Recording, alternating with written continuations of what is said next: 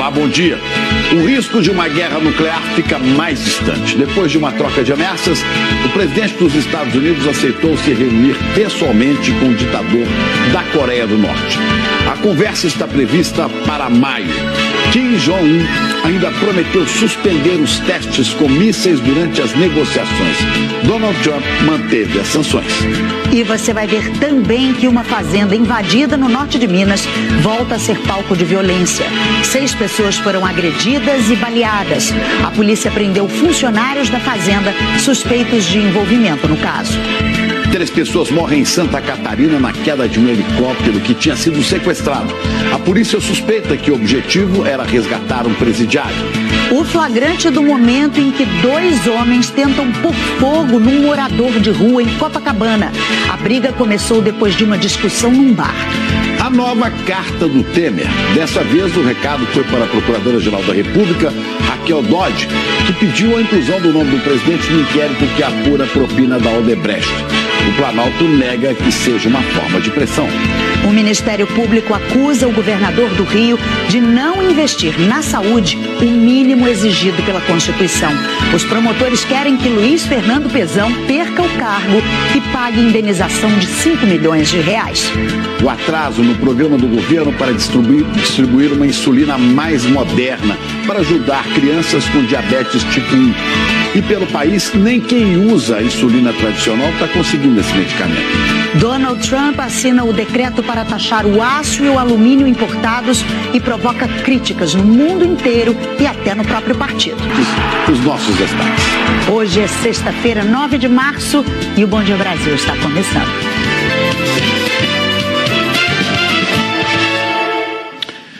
Olá, a gente começa o Bom Dia Brasil hoje com uma boa notícia, uma notícia que pode trazer alívio e que traz esperança para o mundo, né? Depois de meses de troca de insultos e ameaças, o presidente americano, Donald Trump, aceitou um convite do ditador da Coreia do Norte, Kim Jong-un, para discutir pessoalmente o programa nuclear norte-coreano.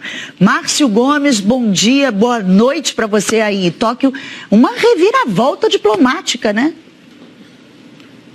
Sem dúvida, Ana Luísa, Chico, bom dia a todos. Olha, é uma notícia importante, é uma notícia surpreendente, porque até o ano passado só tinha ameaça e ameaça pesada entre os dois. Agora é bom lembrar, outros convites já haviam sido feitos a outros presidentes americanos. A Coreia do Norte sempre convidava os presidentes americanos a conversar. Mas Donald Trump foi o primeiro a aceitar. E será a primeira vez que um presidente americano no cargo vai se encontrar com o líder da Coreia do Norte. A notícia foi dada em Washington pelo representante sul-coreano nas negociações com os norte-coreanos. Ele foi até a Casa Branca levar a mensagem do ditador norte-coreano Kim Jong-un a Trump. Ele disse a jornalistas que Kim Jong-un está comprometido com o fim do programa nuclear da Coreia do Norte. O ditador também prometeu suspender os testes de mísseis ou bombas atômicas enquanto as negociações estiverem ocorrendo e aceita os exercícios militares dos Estados Unidos com a Coreia do Sul, que sempre irritaram os norte-coreanos. Na rede social, Trump elogiou o progresso, mas disse que as sanções contra o regime de Pyongyang vão ser mantidas até que um acordo seja fechado. A Casa Branca ainda vai anunciar a data e o local do encontro previsto para maio. O presidente sul-coreano disse que essa notícia chega como um milagre. Moon Jae-in já tem encontro marcado com Kim Jong-un em abril. A China elogiou o progresso, pediu coragem política e disse que a Península Coreana está na direção correta. O Japão não esperava que os Estados Unidos fossem aceitar a reunião de forma tão fácil assim, já que não se sabe o que a Coreia do Norte pode oferecer ou pedir para destruir suas armas nucleares. O primeiro-ministro japonês, Shinzo Abe, viaja para os Estados Unidos em abril. A ideia é acertar exatamente o que vai ser discutido nesse encontro. Outras tentativas de desarmar a Coreia do Norte fracassaram porque o país não aceitou a presença de inspetores internacionais nas suas instalações nucleares. Só mesmo a partir desse encontro de maio, a gente vai saber como a história vai continuar. Chico e Ana Luísa. Que continue assim como está começando, né? Com esperanças, com alívio para todo mundo. Obrigado, Márcio. Falando do Brasil, peritos da aeronáutica recolhem agora de manhã os destroços do helicóptero que caiu ontem em Joinville, Santa Catarina. Esse helicóptero tinha sido sequestrado por criminosos e seria usado num resgate de um preso. 3 pessoas morreram. Por muito pouco, o helicóptero não atingiu as casas. Eu fiquei desesperada porque eu achei que ia cair em cima de casa, tem neném pequeno, tem tudo, né? Os moradores usaram extintores para combater o fogo e tentar resgatar os ocupantes. 4 pessoas estavam a bordo, só uma sobreviveu. Nessa imagem dá para ver o momento em que Daniel da Silva, de 18 anos, foi retirado do meio das chamas.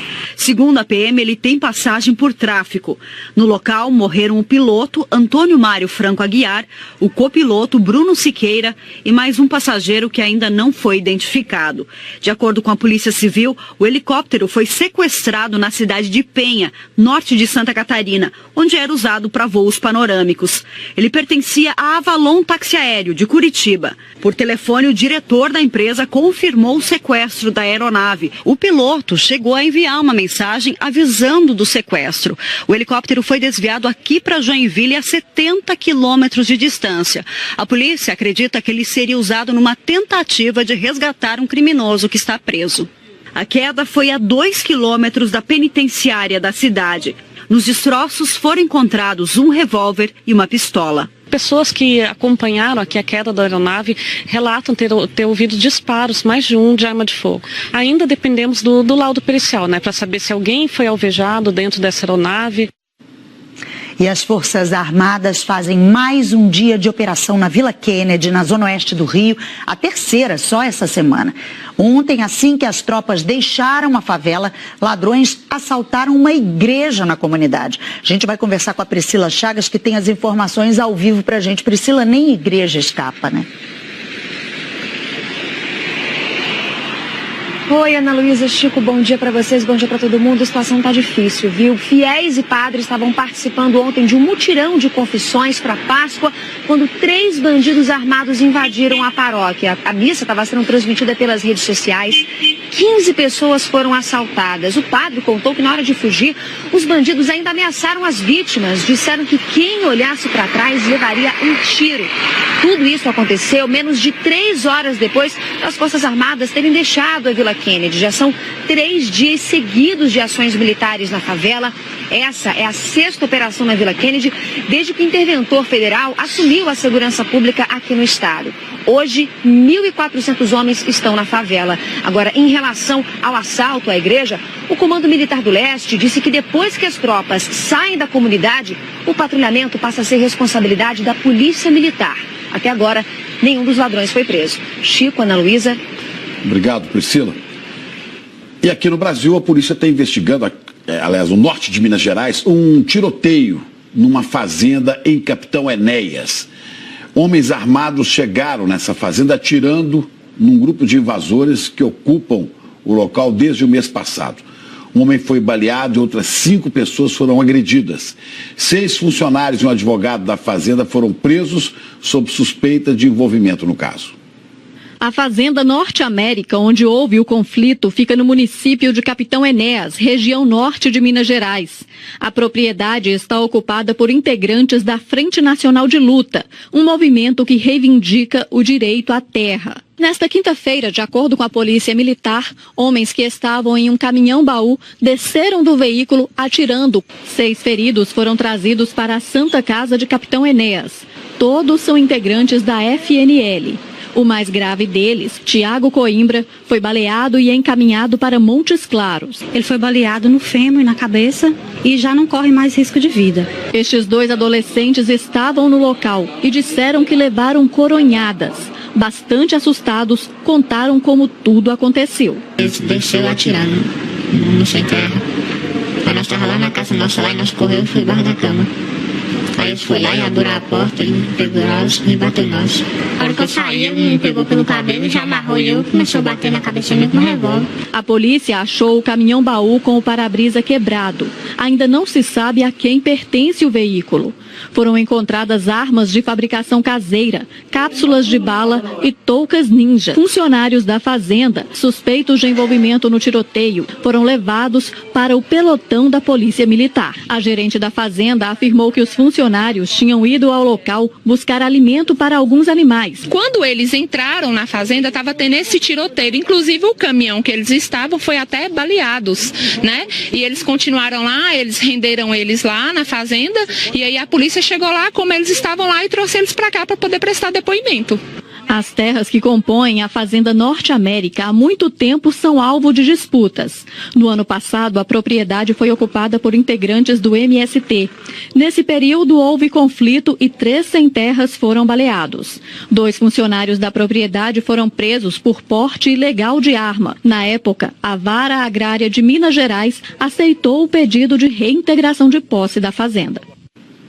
Um homem baleado continua internado e 5 pessoas agredidas já tiveram alta. Aumentaram mais de 70% no estado de Goiás. Os prédios superlotados, a estrutura inadequada e a falta de agentes penitenciários são fatores que contribuem para essas fugas. Veja na reportagem de Honório Jacometto. A casa de prisão provisória de Rio Verde fica numa área residencial. Por aqui, ninguém mais dorme sossegado. Tem muito medo, a gente vive trancado. Vira e mexe, os presos escapam. Só no ano passado foram 32 detentos. Eles fogem, né, daí da cadeia, né, e é perigoso para o pessoal que mora aqui perto, né. Nesta fuga em Jaraguá, a 120 quilômetros de Goiânia, bandidos armados renderam 2 agentes que trabalhavam na unidade e entraram no presídio. Eles quebraram cadeados e libertaram 22 presos. Em Lusiânia, 200 quilômetros da capital, depois de pintarem os uniformes de laranja, usando suco em pó para não serem reconhecidos na rua, os presos forçaram as grades e 11 conseguiram fugir. Nos 2 primeiros meses deste ano, em comparação com o mesmo período de 2017, houve um aumento de 75% no número de fugas em Goiás. A maioria foi registrada no primeiro dia do ano, durante uma rebelião no regime semiaberto em Aparecida de Goiânia. 106 escaparam. O que nós temos, na verdade, principalmente no interior do estado, são presídios de papelão. Eu já presenciei alguns locais em que o indivíduo com cabo de vassoura, ele conseguiu quebrar o forro do presídio e fugir por lá mesmo. Goiás tem 141 unidades prisionais, muitas sem segurança porque estão em prédios que não eram para esse fim, mas acabaram sendo adaptados para se transformar em prisões. Além disso, tem delegacias que também viraram cadeias, porque os presos que deveriam ficar aqui apenas temporariamente não estão sendo levados para as penitenciárias por falta de vagas. Aí, assim como acontece aqui nessa delegacia, o investigador fica aqui dentro cuidando de presos. Além de policiais civis, quem toma conta dos 20 mil presos goianos são agentes prisionais. A associação da categoria diz que atualmente há um agente para cada 53 detentos no estado, muito abaixo do recomendado pelo Ministério da Justiça, que é um para cada 5 presos. Na verdade, o preso ele sempre vai buscar uma forma de se esquivar e de fugir. O Estado, logicamente, é que tem que buscar as condições para viabilizar a segurança e impedir isso. Este ano, o governo estadual entregou 2 novos presídios e promete inaugurar outros 3. Mas as quase 1.600 vagas que serão abertas ainda não dão conta de desafogar o sistema prisional. Seriam necessárias mais 10 mil vagas. E tem mais um problema. As novas unidades não têm equipamentos de segurança para evitar a entrada de celulares e drogas, por exemplo. Enquanto não houver dificuldade de acesso pelo preso a essa estrutura, drogas, celulares, o crime organizado vai continuar comandando os presídios como até hoje é feito no estado. O governo de Goiás contestou aquela relação apresentada pela Associação dos Agentes Penitenciários de que hoje existe um agente para cada 53 presos. Na conta do governo, há inclusão de agentes e vigilantes. Juntadas as 2 categorias, então, haveria um servidor para cada 5 presos no estado. O governo disse também que vai realizar um concurso para contratar quase 1.100 novos agentes. E o Ministério da Saúde anunciou no ano passado um grande investimento para comprar insulina análoga, que é um remédio essencial para quem sofre de diabetes do tipo 1. A gente conversa com o Rodrigo Bocardi, em São Paulo. Oi, Rodrigo, bom dia para você. O governo tinha até agosto, né, para começar a distribuição do remédio que beneficiaria aí pelo menos 100 mil crianças. Mas a gente sabe que não foi isso que aconteceu, né? É isso, viu, Ana Luísa? Um bom dia para você, Chico, bom dia a todos. Pacientes de todo o Brasil estão esperando até hoje. Você falou agosto. Essa insulina é mais eficaz porque tem uma ação mais rápida e efeito mais duradouro no organismo. Mas os pacientes também reclamam até da falta da insulina mais comum e inclusive de tiras para a medição da glicose. As reclamações chegam de vários pontos do Brasil. Em Palmas, dona Rosemira usa insulina há 6 anos. Tinha uma cirurgia de catarata agendada para janeiro, mas foi adiada, porque ela está com dificuldade para controlar a glicose no sangue. Não tem as chamadas fitinhas usadas para isso. Não recebe o material desde dezembro. Ele disse que não está vindo para a secretaria, não tem nem esperança. Eu acho um pouco descaso, né? Porque quando a pessoa já está doente, está precisando, aí não vem, a gente fica passando mal. Em Teresina, Neide utiliza insulina pelo menos 2 vezes por dia. A cada 3 meses, recebe a medicação da farmácia de remédios excepcionais do estado. Mas esta semana, foi informada que a insulina está em falta. Em São Paulo, dona Rosa conta que a farmácia de alto custo, onde retira gratuitamente a insulina análoga para o tratamento de um neto, está sem o medicamento desde setembro. É uma insulina mais moderna, destinada a pacientes portadores de diabetes tipo 1. Custa muito caro. R$300. R$300 e dura quanto tempo? Um mês. Um mês a caixinha, né? Então outro mês de novo, outro mês, então não dá. Eles dizem que não tem previsão porque eles fizeram, primeiro foi licitação.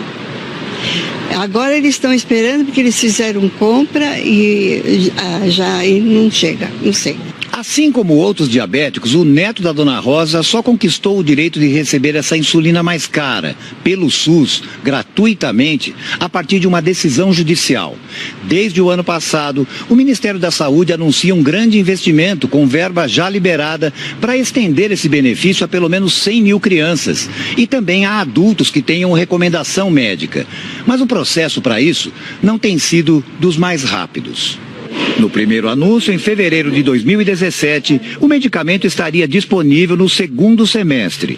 Em outubro, o prazo foi alongado para este ano. O ministro da Saúde informa que a data para a compra do material está marcada. Dia 19 teremos a abertura do pregão, 150 milhões de reais praticamente para 8 milhões de canetas de insulina ultra rápida. Esse é o avanço fundamental para o SUS, que, como você disse, antes só pessoas conseguiam via judicial o acesso desse medicamento. Quem conhece a importância do medicamento espera ansiosamente. É uma melhoria que nós ansiamos por ela há muito tempo e a sociedade, de fato, brasileira de diabetes, de fato, está comemorando, embora tardiamente, mas está comemorando a entrada dessa insulina na lista do SUS. Secretaria de Saúde do Piauí diz que o fornecimento de insulina classificada como análoga deve ser regularizado até o próximo dia 15. A Prefeitura de Palmas prometeu disponibilizar medicamentos e insumos como fitas, agulhas e seringas já na semana que vem. A Secretaria Estadual de Saúde de São Paulo diz que a insulina Aspart, utilizada pelo neto da dona Rosa, que mostramos na reportagem, já foi adquirida e que será entregue o quanto antes. Chico, Ana Luísa. Pois é, Rodrigo, insulina é um remédio de emergência, não pode faltar, né? É um negócio grave, depois de quase 1 ano de espera, né? E até agora, nada. Vamos falar com Alexandre Garcia, em Brasília, justamente um remédio, né, que tem ação rápida e pode melhorar a qualidade de vida dos pacientes, né, Alexandre? Bom dia. Bom dia, Chico. Bom dia, Ana. Pois é, aqui na capital do país, onde está o Ministério da Saúde, aliás, cheio de gente, também está faltando insulina de ação mais prolongada, a chamada glargina, né? É comum faltar remédio pelo país afora, como a gente viu aí, não só insulina, né? Com tanta gente no serviço público, a gente imagina que não deveria faltar nada, né? Nem planejamento, previsão, né? Para que não houvesse essa inversão em que primeiro não se compra, né? E depois falta. É isso que está acontecendo, né?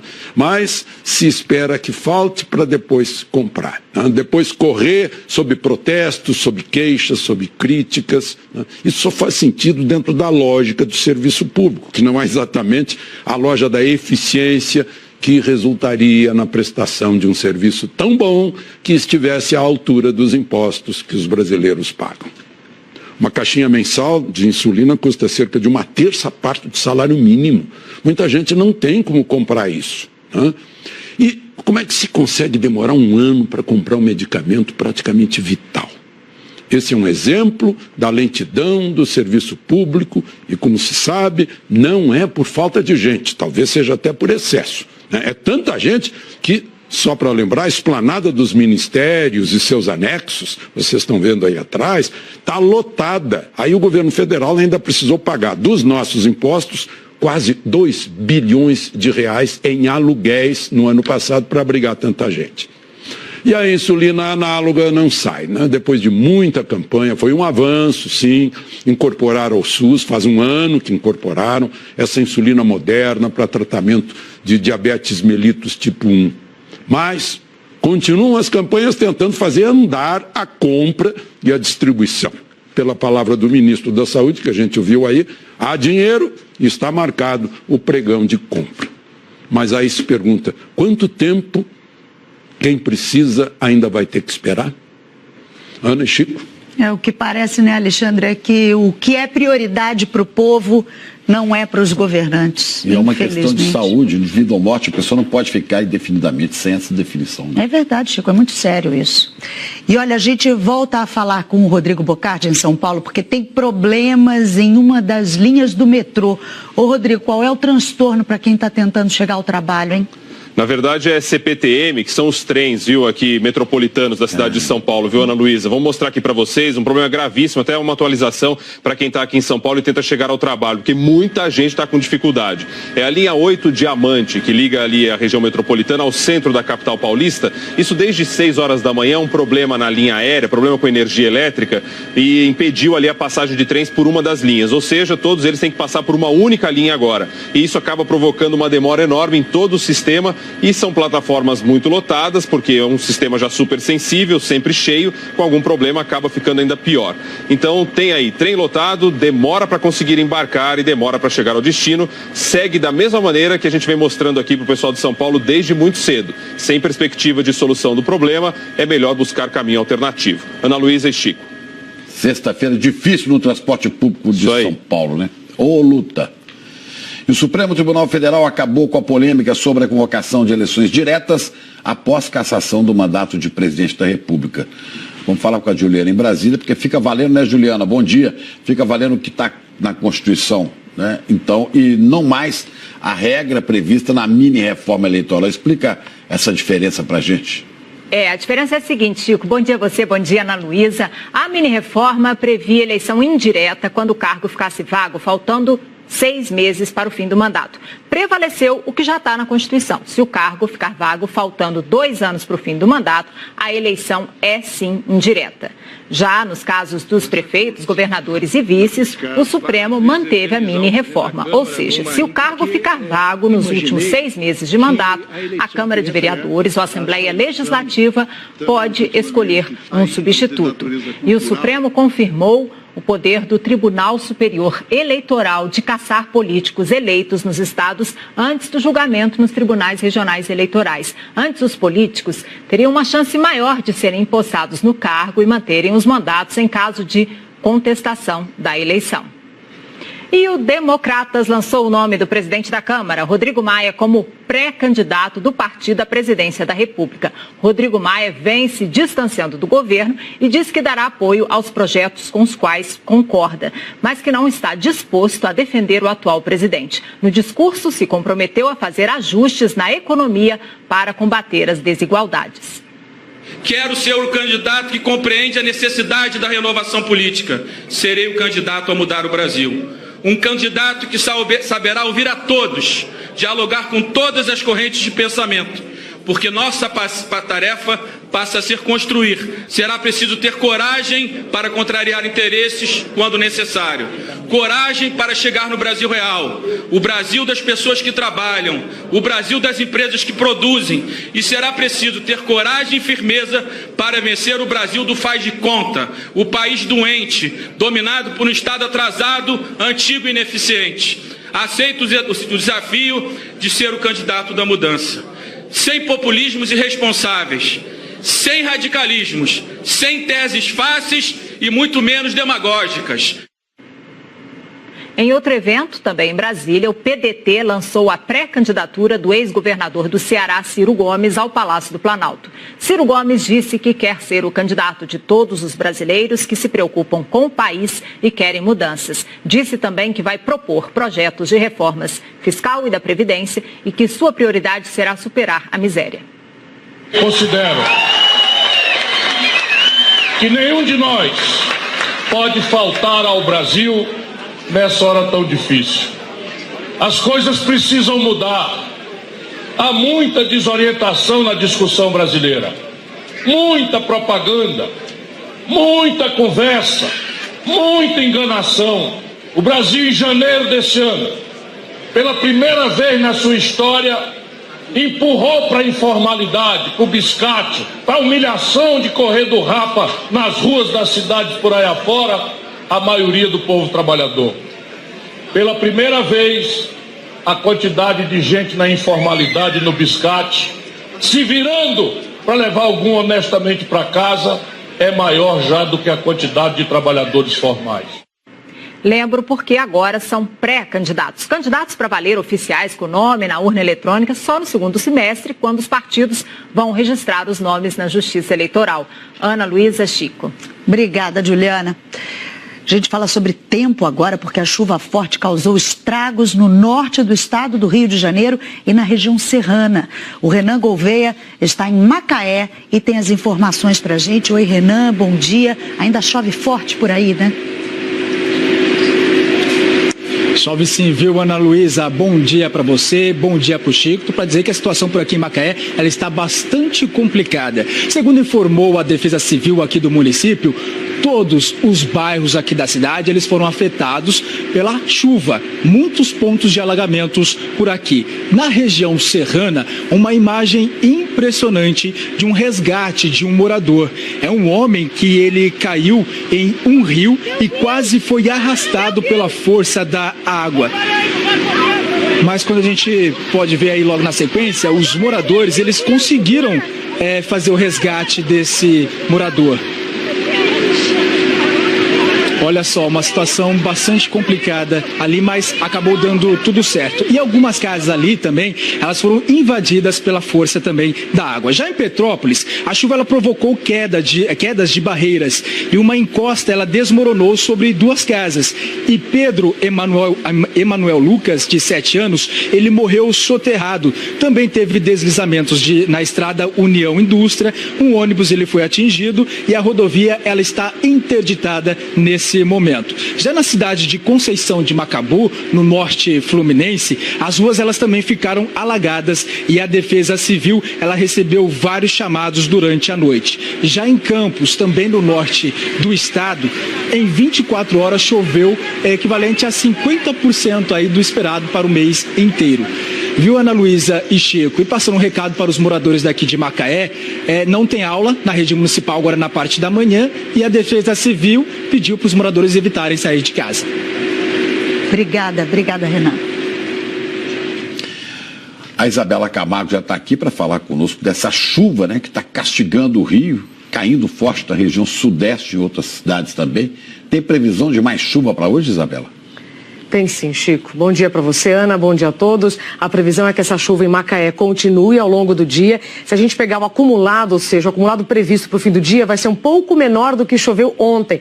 Mas como os rios já estão cheios, o solo já está encharcado, qualquer chuva agora pode provocar mais problemas e mais deslizamentos. Ainda sobre esses acumulados de ontem no Rio de Janeiro, veja, vários chamaram a nossa atenção, mas nenhum supera Macaé, 162 milímetros, e isso choveu então durante 24 horas. É praticamente a média do mês, tá? E aí, em Tocantins também choveu bastante, além do Rio de Janeiro, foram quase 50 milímetros de chuva em apenas uma hora em várias cidades. Aí parte da rodovia TO 080 foi embora com a correnteza. Dá uma olhada nessa imagem.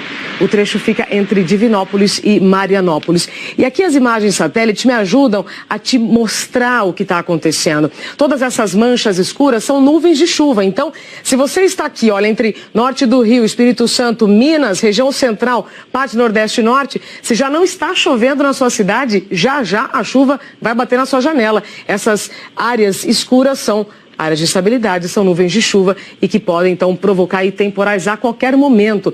A gente tem previsão de uma chuva mais fraca, só lá para o sul, no noroeste gaúcho e no centro-oeste catarinense. Chuva só no período da manhã, depois do almoço não tem previsão mais de chuva, por conta dessa área de alta pressão aqui que inibe a chegada de um ar mais úmido e mais quente.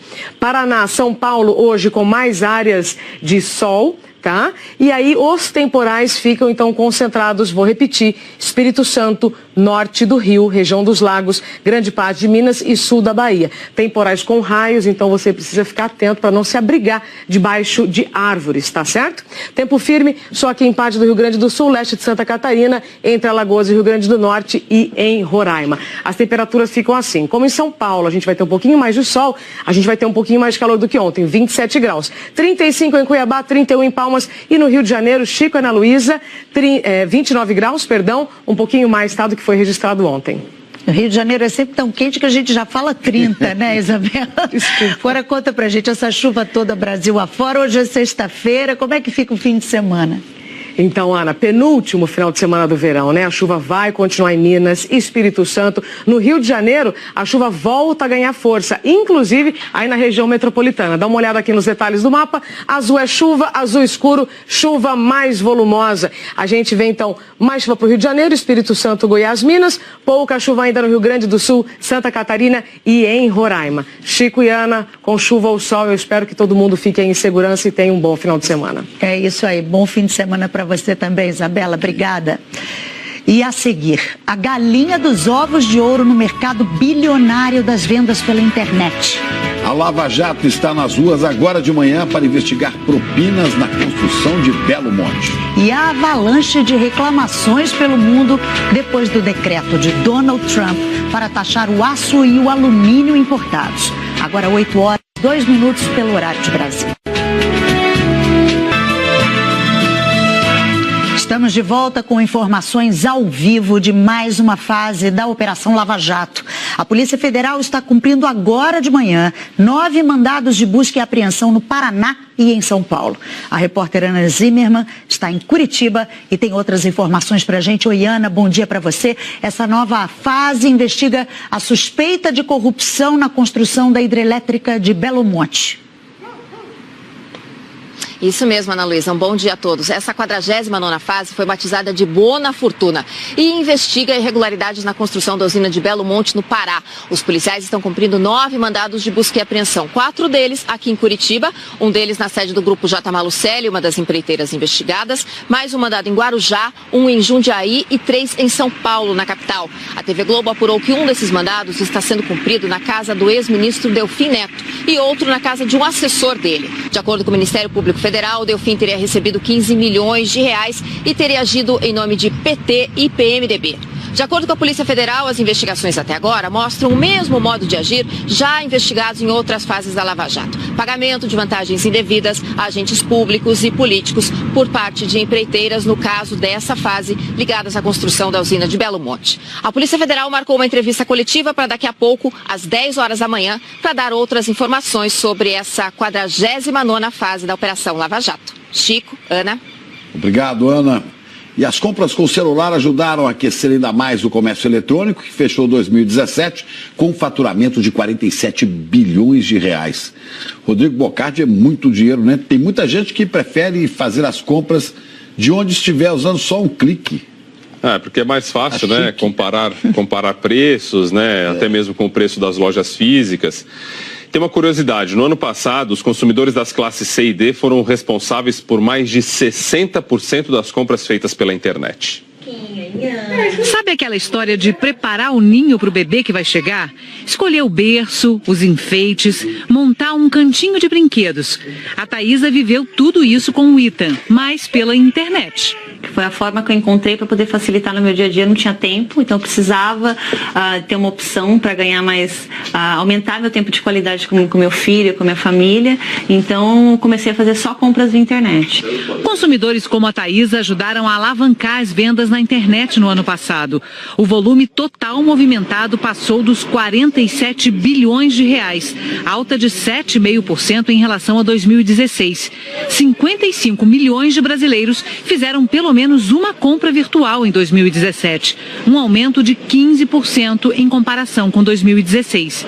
E consumidores das classes C e D foram responsáveis por mais de 67% das compras. O valor médio gasto por compra foi de quase R$430. E mais uma vez as mulheres se destacaram, com quase 1,5 milhão de pedidos a mais do que os homens. E pela primeira vez, os sites venderam mais celulares do que eletrodomésticos. Os smartphones não são só um dos produtos mais desejados pelos brasileiros. É por aqui que muita gente acessa a internet para fazer compras. Quase 30% dos pedidos feitos em 2017 saíram de tablets e celulares. Hoje o consumidor, a partir do momento que ele compra pelo smartphone, ele pode comprar de qualquer lugar, né? Ele pode estar, inclusive, dentro de uma loja física, visualizando um produto na loja e, naquele momento, ele utilizar o celular para comparar preços, para procurar um outro produto similar ou com preço um pouco mais baixo. O mapa do comércio eletrônico no país mostra que a região Sudeste continua tendo a maior participação nas vendas, seguida por Sul e Nordeste. E se 2017 foi bom para os sites, 2018 deve ser ainda melhor. A expectativa é de um aumento de 12% no faturamento, com um empurrãozinho da Copa do Mundo na Rússia. A Copa ajuda principalmente para produtos eletrônicos. Praticamente em todos os anos que nós medimos a venda de eletrônicos, principalmente televisores, geralmente cresce acima de 20%. A previsão do setor é que este ano 60 milhões de pessoas façam algum tipo de compra virtual. A Thaísa certamente vai ser uma delas. Eu brinco que a gente fala que é da geração do botão. Tudo, se a gente tiver a oportunidade de clicar no botão e resolver nossos problemas, a gente vai buscar o botão para clicar e resolver nossos problemas. Tudo que tiver de tecnologia que a gente puder aplicar no nosso dia a dia, a gente vai aplicar. Isso aí, só aquela atenção de sempre, coisa chata, né? De lembrar da conta que chega depois. Outra curiosidade, no ano passado, metade das pessoas que compraram pela internet não parcelou as compras aí, ó. E como a gente segue monitorando aqui em tempo real a região metropolitana de São Paulo, Laura Cassano está a bordo do Globocop e mostra um acidente em Mairiporã, é isso? Laura, bom dia.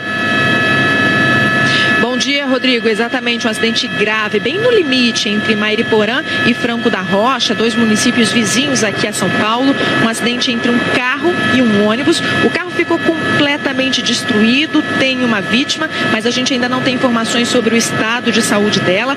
Agora, a imagem que mais chama a atenção é que o ônibus que se envolveu nesse acidente foi parar dentro da represa de Mairiporã. Então tá aí o ônibus dentro d'água. E outra imagem também que chama bastante a atenção é justamente que a mancha de óleo vai se espalhando. Ela passa inclusive ali por debaixo da via e sai do outro lado da represa. Chico e Ana. Obrigada. Impressionante o acidente. E daqui a pouco a nova carta de Temer. Dessa vez foi para a Procuradora-Geral da República. O ministro Edson Fachin do Supremo manda para a primeira instância uma denúncia contra Lula e Dilma. E o Ministério Público pede que o governador do Rio perca o cargo por não investir na saúde. Agora, 8h12, hora de Brasília. O ministro Edson Fachin, relator da Lava Jato no Supremo Tribunal Federal, mandou para a primeira instância da Justiça uma denúncia por suspeita de organização criminosa contra os ex-presidentes Lula e Dilma. Vamos falar em Brasília com a Juliana, porque esse inquérito faz parte, né, Juliana, daquelas investigações sobre desvio de verba da Petrobras. Ô Chico, a gente está falando da denúncia, né? Isso que é sobre parte da denúncia de uma organização criminosa formada por políticos do PT para desviar, sim, dinheiro da Petrobras. É o pedaço da denúncia que inclui 3 integrantes do partido sem foro privilegiado, como os ex-presidentes Lula e Dilma Rousseff, os ex-ministros Antônio Palocci e Guido Mantega e o ex-tesoureiro do PT, João Vacari Neto. Só ficam no STF os casos da senadora Gleisi Hoffmann, que tem foro privilegiado, e do marido dela, o ex-ministro Paulo Bernardo, porque Fachin entendeu que as condutas deles estão interligadas. A defesa de Lula afirmou que o ex-presidente não praticou qualquer crime, que muito menos participou de uma organização criminosa. A defesa de João Vacari Neto afirmou que a acusação é totalmente improcedente. E a defesa da ex-presidente Dilma Rousseff não quis comentar. A assessoria da senadora Gleisi Hoffmann, presidente do PT, afirmou que a denúncia não tem nem pé nem cabeça e que é fruto de delírio acusatório. A defesa de Paulo Bernardo disse que ainda está analisando a decisão e, por enquanto, não vai se manifestar. Nós não tivemos retorno das defesas de Guido Mantega e Antônio Palocci. Ana Luísa e Chico. Tá certo, Juliana. E olha, a gente tem acompanhado os desdobramentos depois que o presidente Michel Temer foi incluído em mais um inquérito que corre no Supremo. Dessa vez que investiga suposto pagamento de propina pela Odebrecht. Juliana, ontem o presidente enviou uma carta à Procuradora-Geral da República discordando dessa decisão. De novo, mais uma carta de desabafo do presidente, né? Ele usa esse recurso de carta, né, Ana Luísa? Temer recorreu de novo a esse expediente de mandar carta para se defender. No ano passado, ele mandou uma outra carta a deputados quando a Câmara iria votar pelo arquivamento da denúncia contra ele por obstrução à justiça e organização criminosa. Agora, nessa carta à procuradora Raquel Dodge, Temer incluiu pareceres contrários à inclusão do nome dele em inquérito. O presidente Michel Temer usou a carta para encaminhar à Procuradora-Geral da República, Raquel Dodge, alguns artigos jurídicos favoráveis à sua tese de defesa. A de que o presidente da República não pode ser investigado por atos estranhos à sua função até o final do mandato. A carta foi uma reação à inclusão do nome dele no inquérito da Odebrecht, que investiga o suposto pagamento de propina na Secretaria de Aviação Civil. Esse inquérito já investigava os atuais ministros de Temer, Eliseu Padilha e Moreira Franco. Os dois são do MDB e comandaram a pasta entre 2013 e 2015. O caso se refere a um jantar no Palácio do Jaburu em maio de 2014, em que teria sido acertado o repasse ilícito de 10 milhões de reais da Odebrecht para o MDB. O delator Cláudio Melo Filho, ex-executivo da Odebrecht, disse que participou do jantar com Eliseu Padilha, Marcelo Odebrecht e o então vice-presidente Michel Temer. Temer admitiu que houve o jantar, mas sempre negou que tenham falado de valores.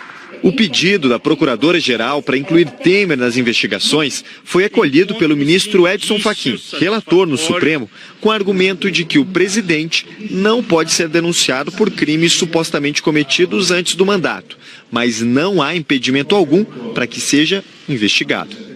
Temer se irritou com a inclusão de seu nome no inquérito da Odebrecht. Este é o segundo inquérito em andamento contra ele, já que também é investigado naquele inquérito dos portos. Embora tenha dito que não irá confrontar a decisão do ministro Fachin, a defesa do presidente ainda avalia se pedirá a suspensão da investigação no Supremo sobre o caso Odebrecht. Na carta, Temer nega qualquer tipo de pressão por conta da decisão. E diz a Raquel Dodge: o objetivo é meramente acadêmico, já que não me insurgirei contra o despacho dado pelo ministro Fachin, acolhendo sua postulação. E de logo registro que respeito e respeitarei sempre as suas manifestações, já que tenho absoluta certeza são guiadas pela sua convicção jurídica.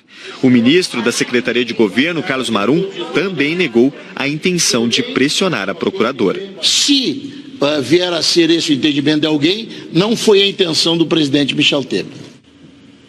Nós pedimos uma declaração da Procuradora-Geral, Raquel Dodge, sobre a carta do presidente Temer, mas não obtivemos resposta.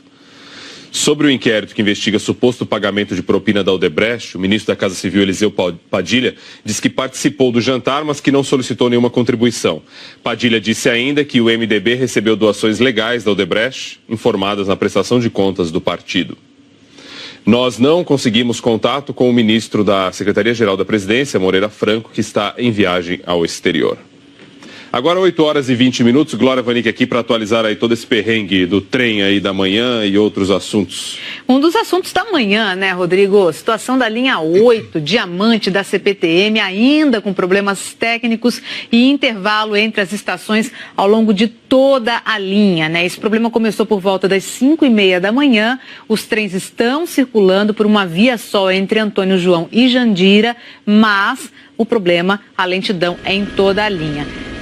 Olha as imagens que a gente tem aí, gravadas mais cedo pelo Globocop, das plataformas cheias. Tem a Operação Paese entre Jandira e Carapicuíba, mas a situação, apesar de o horário de pico ter passado, né, do horário mais crítico ter passado, a gente sabe que a situação é bem triste, bem difícil ainda para os passageiros.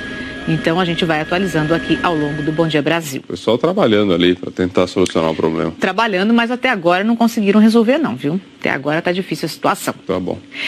Outro problema que teve mais cedo foi na marginal do Rio Pinheiros. Teve um acidente, vou pedir para colocar as imagens também.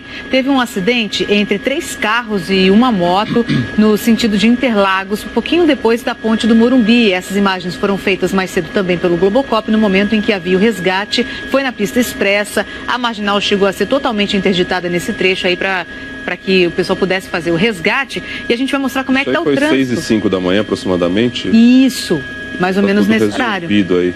Resolvido, mas olha o que ficou de reflexo ainda. É normal, né? Assim, atravessar a marginal pela Avenida Morumbi é sempre complicado aí de manhã. Mas nesse trechinho aqui, Rodrigo, a ponte do Morumbi e a Avenida Morumbi não é tão normal ter esse trânsito todo. Olha como é que está a Avenida Morumbi, tá vendo? Olha só, tá tudo travado nesse trecho aí, ainda reflexo do acidente. Do outro lado, aí sim, é o trânsito que a gente está acostumado a ver. Inclusive, a gente tem a nossa câmera. Vamos ver a nossa câmera aqui? Câmera da marginal do Rio Pinheiros. Ah, já tem até imagem para vocês aí, olha, mostrando para vocês então, na local e na expressa, aí sim, no sentido da Castelo Branco, o trânsito já bem travado. Como a gente pode ver, esse sim é o trânsito normal, aí não tem reflexo de acidente não. Outro acidente que teve também mais cedo, aliás foram 2, na Raposo Tavares, temos imagem de um deles, feitas pelo Globocop, vamos colocar as imagens aí então? Opa, aqui é o Waze, temos a imagem do acidente da Raposo. Aí era o momento em que um dos veículos era retirado, foi um acidente entre carro e moto na rodovia Raposo Tavares, na altura do quilômetro 18. Por causa desses acidentes, travou tudo também na Raposo e ainda tem reflexo desse trânsito no sentido da capital. Valeu, obrigado. A gente vai para o intervalo, já vamos mostrar o que os brasileiros querem para o nosso país. E mais notícias de São Paulo também, agora 8 horas e 23 minutos. A gente volta já.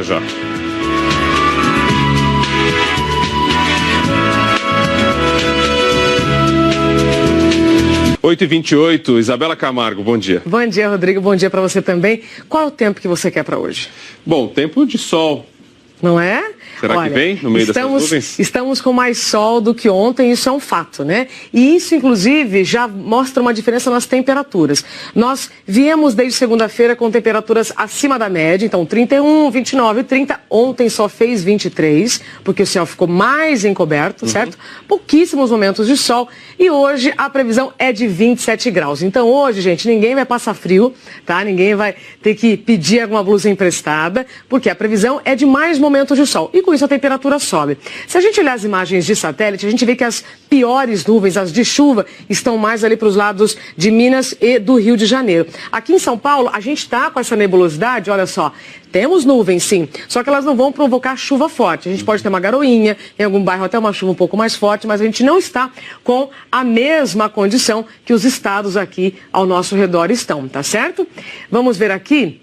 A chuva, ou seja, já revela. Você vê que a gente tem volumes um pouquinho mais consideráveis no Vale do Paraíba, em algumas cidades aqui do interior e também lá do norte. Na capital paulista, olha, a gente está aqui na área sem azul, que significa nada de chuva, tá certo? No final de semana, a tendência é que nós teremos mais horas de sol, menos nuvens, porém, conforme essa temperatura vai se aproximando dos 30 graus, as pancadas do fim da tarde podem acontecer em toda a região metropolitana. Essa condição vale para todo o estado. Então, as áreas de instabilidade, elas vão ficar um pouco mais longe, mas por conta da umidade perto da gente e do calor, vem as pancadas de chuva. De acordo com o nosso meteorologista, na segunda-feira o tempo fica firme, o ar seco volta a tomar conta da cidade e a gente não tem previsão de pancadas de chuva. Tá bom, respirar o ar úmido aí no final de semana. Agora é muito curioso a gente perceber essa diferença, então, das temperaturas. Ontem realmente tivemos uma grande diferença, olha só, quase 7 graus aí, né, se a gente comparar com quarta-feira, mas hoje a gente já volta aí para os 27 graus. Valeu, Isa. É isso? Isso, com sol, chuva, bom final de semana. Valeu para você também, obrigado, viu? O Ministério Público do Estado entrou com uma ação de improbidade administrativa contra o governador do Rio, Estado do Rio a gente está falando, Luiz Fernando Pezão, do MDB, pela não aplicação do percentual mínimo de recursos para a saúde. A Constituição obriga os estados a aplicar no mínimo 12% dos recursos na saúde. Até isso aconteceu no Rio. Só que em 2016, o governo do Rio gastou só 10,42%. Os promotores afirmam que Luiz Fernando Pezão reconheceu que o índice constitucional não foi atingido por causa da crise financeira. Mas o Ministério Público diz que se houver queda na arrecadação, os recursos podem até diminuir, mas o índice mínimo de 12% não pode ser alterado. Uma lógica meio que simples aí, né? Os promotores pedem que o governador perca o cargo e que os direitos políticos dele sejam suspensos por 8 anos. Em nota, o governo do Rio alegou que houve decisões, bloqueios judiciais nas contas aí do Estado em 2016 e que a Assembleia Legislativa aprovou a prestação de contas daquele ano. A Procuradoria-Geral do Estado recorreu contra a ação do Ministério Público no Supremo Tribunal Federal. 8h31, Glória. Rodrigo, vamos mostrar uma imagem de um acidente que aconteceu agora há pouco na marginal do Rio Pinheiros, mais um hoje, hein? Entre carro e moto novamente, no sentido de Interlagos. Pouco depois do Cebolão, aí ó, faixa da esquerda interditada para o atendimento do motociclista, aguardando ali a chegada do resgate. Vou mostrar agora aqui no Waze como é que está a situação então do trânsito ali na região. Trânsito bem complicado nessa região, na chegadinha ali da Castelo e também de quem vem ali da Marginal do Rio Tietê em direção à Marginal do Rio Pinheiros. Tudo bem difícil até a chegada, inclusive, da rodovia Anhanguera. Então fica o alerta para os motoristas dessa região. Mostrando também a situação da Raposo Tavares. Falei mais cedo como é que estava, né? Que teve acidente mais cedo por lá e ainda travada a Raposo e também acidente no Rodoanel, bem na chegadinha da Raposo Tavares, no sentido de Perus. Ali o trânsito agora melhorando, já esteve pior um pouco mais cedo. Trazendo algumas das nossas câmeras, a estrada do Mboimirim. Vamos aqui para a Zona Sul, mostrar como é que está a situação da estrada do Mboimirim, com uma imagem ao vivo. Aí, olha, bem difícil para o motorista que segue em direção à Marginal do Rio Pinheiros. Então, trazendo para vocês como é que está a situação ali da estrada do Mboimirim. E mostrando também agora um outro acidente que teve um pouco mais cedo, ali na chegada. Vamos ver se o meu Waze vai atualizar, porque eu pedi para ele atualizar aqui. Vamos ver se vai. Acho que agora não vai atualizar, hein? Agora sim. Mostrando a chegada da Dutra à Marginal do Rio Tietê. Teve um acidente um pouco mais cedo aí nessa região que complicou demais a chegada da rodovia Presidente Dutra e também da Ayrton Senna. Já é uma chegada bem difícil para os motoristas, então mostro para vocês como é que está o trânsito ali na região agora. Ainda trânsito intenso pelas duas rodovias no acesso à Marginal do Rio Tietê. Mas agora melhorando, o reflexo ficou lá para trás ainda pelas duas rodovias, como a gente pode ver na região de Guarulhos, principalmente, o trânsito bem difícil pela Ayrton Senna e também pela rodovia Presidente Dutra. 8h34 agora, de olho aí, monitorando tudo, o trem só com aquele problema lá que a gente mostrou mais cedo, né? Que continua tudo igual na linha 8 Diamante. Linha 8 Diamante ainda sem alteração, viu, Rodrigo? Já que eu falei de Dutra e de Ayrton Senna, trazendo para vocês para o transporte coletivo, quem vem pela Dutra e pela Ayrton Senna, a situação pior é para quem vem ali da região de Guarulhos pelo Trevo de Bom Sucesso. Ainda saidinha difícil no transporte por ônibus para os passageiros. Valeu, Glória. Obrigado. A gente vai para o intervalo. Já já vamos falar da reação dos países que exportam aço para os Estados Unidos diante da nova tarifa oficializada ontem pelo presidente americano Donald Trump. E outras notícias de São Paulo, 8h34.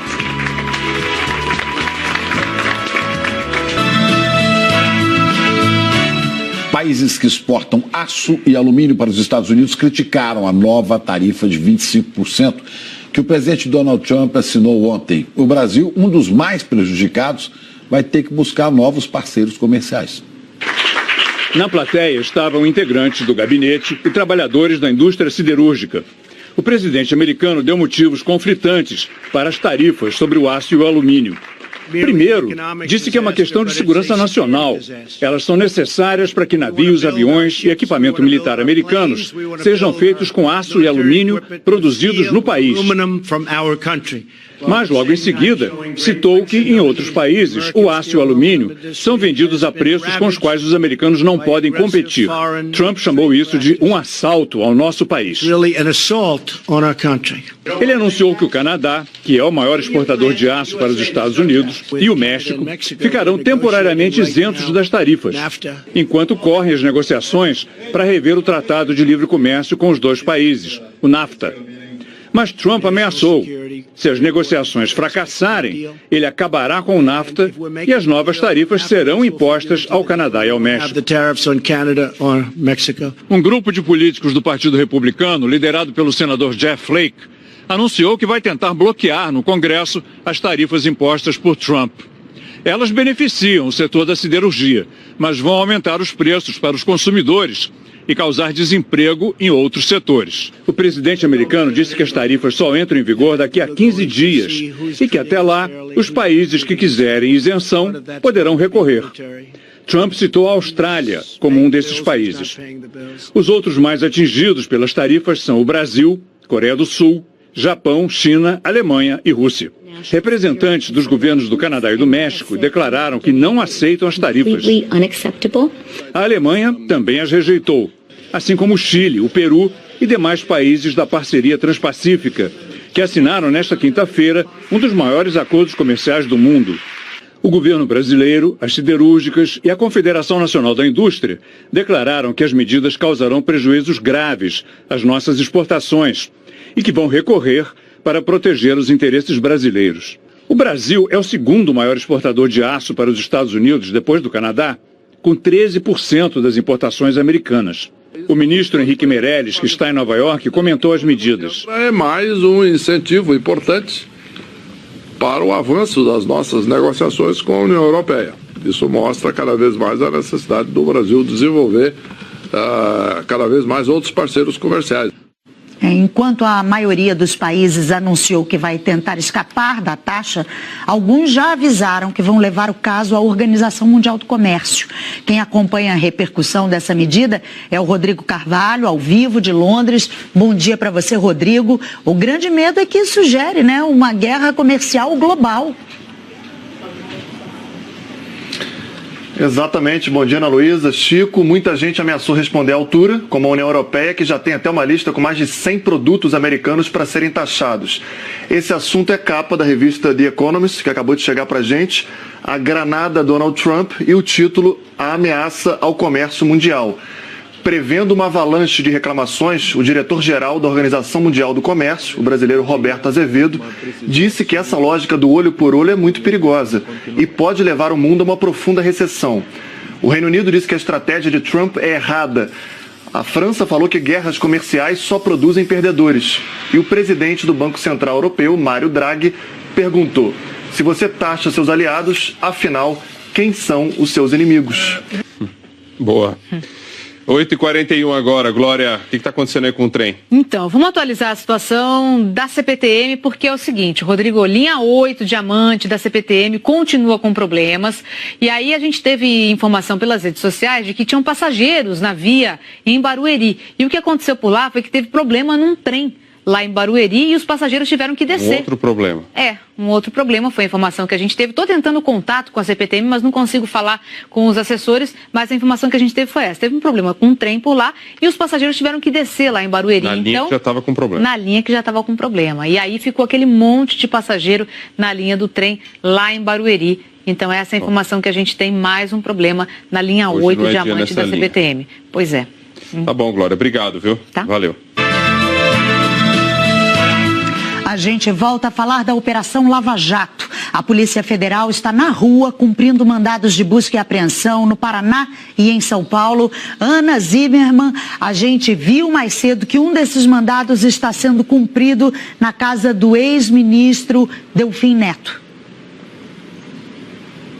Olá, um bom dia novamente. De acordo com o Ministério Público Federal, as investigações tiveram origem na colaboração de empresas que venceram a licitação para a construção da usina de Belo Monte. E um dos suspeitos de ter recebido propina por esse consórcio é o ex-ministro e ex-deputado Delfim Neto. Ele teria agido na estruturação desse consórcio de empresas e teria recebido 15 milhões de reais. O dinheiro foi pago para empresas de Delfim Neto mediante contratos fictícios de consultoria.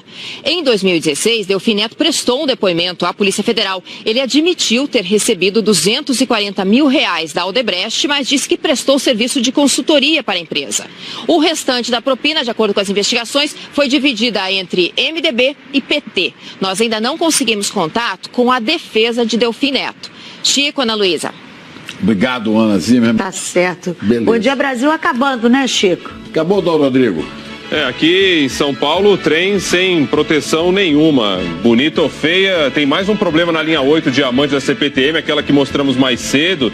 Os trens por lá estavam circulando com velocidade reduzida por uma falha no sistema de energia desde as 5h30 da manhã. E aí uma composição teve uma falha agora há pouco. Os passageiros desceram nos trilhos para tentar ali chegar a algum lugar. Só para ter uma ideia, o que estava ruim ficou pior. Hoje não é dia por ali. Bom final de semana. Depois desse perrengue todo, durma até acordar amanhã, até segunda. Tá bom. Falei aqui de obras paradas, lembro que o levantamento é da Controladoria Geral da União. E você se lembra quando eu falei da janela partidária, o prazo para que candidatos possam mudar de partido sem possibilidade de punição? Pois bem, de um dia para o outro, 15 deputados trocaram de legenda. Ótimo fim de semana para você. Me despeço, gente, com uma notícia sobre a guerra na Síria, região de Guta Oriental, reduto rebelde nos arredores da capital Damasco, foi bombardeada hoje, pouco antes da chegada de ajuda humanitária. 13 caminhões com 2.400 pacotes de comida para 12 mil pessoas tentam acessar as áreas mais atingidas dessa guerra. Boa sexta-feira para todo mundo. Boa sexta-feira para todos vocês, para vocês que assistiram Bom Dia Brasil aqui com a gente. Obrigada pela companhia, um ótimo fim de semana. Bom dia, um bom fim de semana para você. E parabéns para vocês. São José do Egito está fazendo 129 anos. 109 anos. Graças a Deus, hoje é sexta-feira. É vida que segue. A defender o atual presidente. No discurso, se comprometeu a fazer ajustes na economia para combater as desigualdades. Quero ser o candidato que compreende a necessidade da renovação política. Serei o candidato a mudar o Brasil. Um candidato que saberá ouvir a todos, dialogar com todas as correntes de pensamento. Porque nossa tarefa passa a ser construir. Será preciso ter coragem para contrariar interesses quando necessário. Coragem para chegar no Brasil real. O Brasil das pessoas que trabalham. O Brasil das empresas que produzem. E será preciso ter coragem e firmeza para vencer o Brasil do faz de conta. O país doente, dominado por um Estado atrasado, antigo e ineficiente. Aceito o desafio de ser o candidato da mudança. Sem populismos irresponsáveis, sem radicalismos, sem teses fáceis e muito menos demagógicas. Em outro evento, também em Brasília, o PDT lançou a pré-candidatura do ex-governador do Ceará, Ciro Gomes, ao Palácio do Planalto. Ciro Gomes disse que quer ser o candidato de todos os brasileiros que se preocupam com o país e querem mudanças. Disse também que vai propor projetos de reformas fiscal e da Previdência e que sua prioridade será superar a miséria. Considero que nenhum de nós pode faltar ao Brasil nessa hora tão difícil. As coisas precisam mudar. Há muita desorientação na discussão brasileira. Muita propaganda, muita conversa, muita enganação. O Brasil, em janeiro desse ano, pela primeira vez na sua história, empurrou para a informalidade, para o biscate, para a humilhação de correr do rapa nas ruas das cidades por aí afora, a maioria do povo trabalhador. Pela primeira vez, a quantidade de gente na informalidade, no biscate, se virando para levar algum honestamente para casa, é maior já do que a quantidade de trabalhadores formais. Lembro porque agora são pré-candidatos. Candidatos para valer oficiais com nome na urna eletrônica só no segundo semestre, quando os partidos vão registrar os nomes na Justiça Eleitoral. Ana Luísa, Chico. Obrigada, Juliana. A gente fala sobre tempo agora, porque a chuva forte causou estragos no norte do estado do Rio de Janeiro e na região serrana. O Renan Gouveia está em Macaé e tem as informações pra gente. Oi, Renan, bom dia. Ainda chove forte por aí, né? Chove sim, viu, Ana Luísa? Bom dia para você, bom dia para o Chico. Para dizer que a situação por aqui em Macaé, ela está bastante complicada. Segundo informou a Defesa Civil aqui do município, todos os bairros aqui da cidade, eles foram afetados pela chuva. A gente vai ter um pouquinho mais de sol, a gente vai ter um pouquinho mais de calor do que ontem, 27 graus. 35 em Cuiabá, 31 em Palmas e no Rio de Janeiro, Chico e Ana Luísa, 29 graus, um pouquinho mais do que foi registrado ontem. O Rio de Janeiro é sempre tão quente que a gente já fala 30, né, Isabela? Agora conta pra gente essa chuva toda Brasil afora. Hoje é sexta-feira, como é que fica o fim de semana?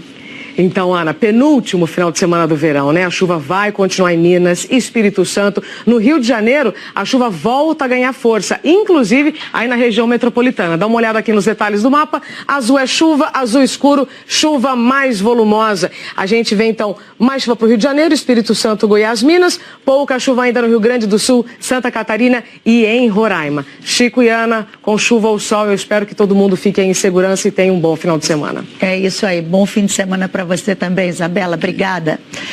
E a seguir, a galinha dos ovos de ouro no mercado bilionário das vendas pela internet.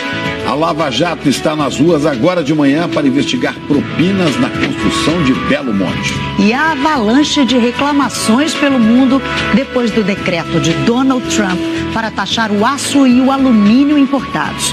Agora 8 horas, 2 minutos pelo horário de Brasília. Estamos de volta com informações ao vivo de mais uma fase da Operação Lava Jato. A Polícia Federal está cumprindo agora de manhã 9 mandados de busca e apreensão no Paraná e em São Paulo. A repórter Ana Zimmermann está em Curitiba e tem outras informações para a gente. Oi, Ana, bom dia para você. Essa nova fase investiga a suspeita de corrupção na construção da hidrelétrica de Belo Monte. Isso mesmo, Ana Luísa. Um bom dia a todos. Essa 49ª fase foi batizada de Bona Fortuna e investiga irregularidades na construção da usina de Belo Monte, no Pará.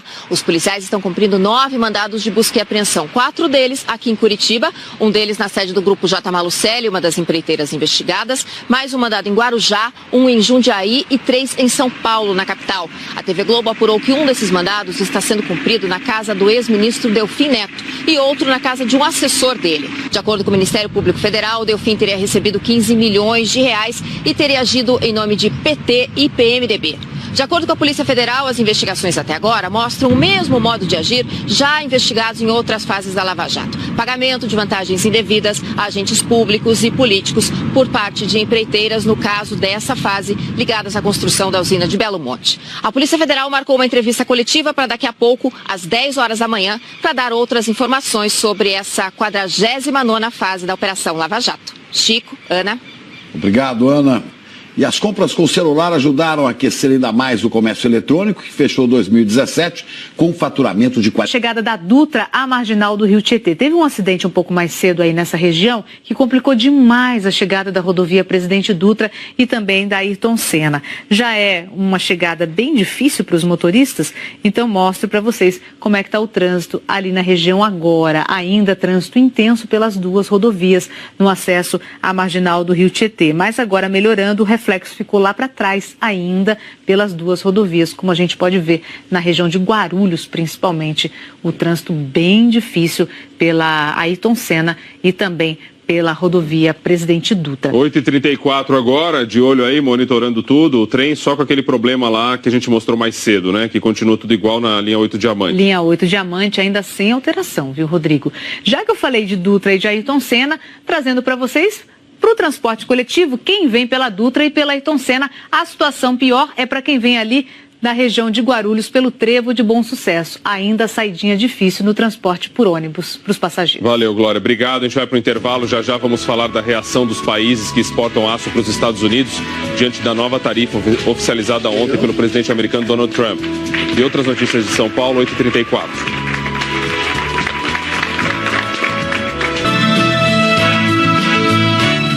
Países que exportam aço e alumínio para os Estados Unidos criticaram a nova tarifa de 25% que o presidente Donald Trump assinou ontem. O Brasil, um dos mais prejudicados, vai ter que buscar novos parceiros comerciais. Na plateia estavam integrantes do gabinete e trabalhadores da indústria siderúrgica. O presidente americano deu motivos conflitantes para as tarifas sobre o aço e o alumínio. Primeiro, disse que é uma questão de segurança nacional. Elas são necessárias para que navios, aviões e equipamento militar americanos sejam feitos com aço e alumínio produzidos no país. Mas, logo em seguida, citou que, em outros países, o aço e o alumínio são vendidos a preços com os quais os americanos não podem competir. Trump chamou isso de um assalto ao nosso país. Ele anunciou que o Canadá, que é o maior exportador de aço para os Estados Unidos, e o México ficarão temporariamente isentos das tarifas, enquanto correm as negociações para rever o Tratado de Livre Comércio com os dois países, o NAFTA. Mas Trump ameaçou. Se as negociações fracassarem, ele acabará com o NAFTA e as novas tarifas serão impostas ao Canadá e ao México.